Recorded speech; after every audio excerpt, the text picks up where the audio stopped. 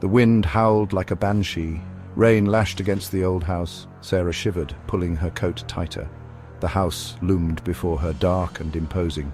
It had been her grandfather's, filled with whispers of hauntings. She never believed them, of course, just silly stories.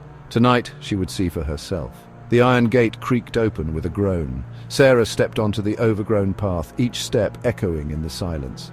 The air grew colder, a damp chill that seeped into her bones. She reached the front door, its paint peeling like scabs. Taking a deep breath, she pushed it open. The air inside was stale, heavy with dust and the scent of decay. Cobwebs clung to every surface, and the only light came from the moon slicing through cracks in the boarded-up windows. Sarah pulled out her flashlight, its beam cutting through the darkness. She had heard tales growing up, stories of things that went bump in the night. Ridiculous, she muttered, her voice echoing in the silence. There were always explanations. Creaky floorboards, the wind whistling through broken panes.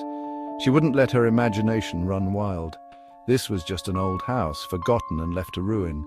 She moved deeper into the house, each room a mirror of the last, empty, decaying, filled with shadows. She ran her fingers along a dusty table, imagining her grandfather sitting there reading the newspaper. A sudden noise made her jump. Just the wind, she told herself, her heart pounding in her chest.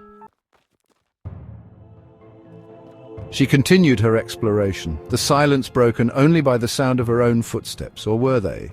She stopped, holding her breath. There it was again, the distinct sound of footsteps, slow and heavy, coming from the floor above.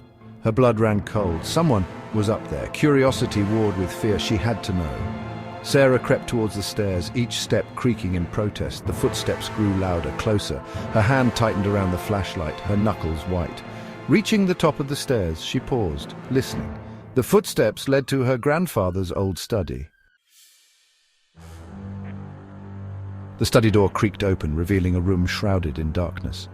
Moonlight filtered through a gap in the boarded-up window, illuminating dust motes dancing in the air. The footsteps had stopped. Holding her breath, Sarah swept the beam of her flashlight across the room. And then she saw it.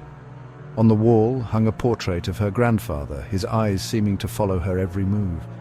But something was wrong. The picture was moving. The eyes in the portrait blinked, and a slow, eerie smile spread across the painted face. Then a hand, gnarled and skeletal, reached out from the frame. Sarah screamed, dropping her flashlight. Blindly, she stumbled back, her heart pounding in her chest. She didn't look back, didn't stop running, until she burst out of the house and into the storm-ravaged night. The next morning the storm had passed. The sun shone brightly, but Sarah felt a chill run down her spine. The house, her grandfather's house, was gone, vanished without a trace. It was as if it had never been there at all.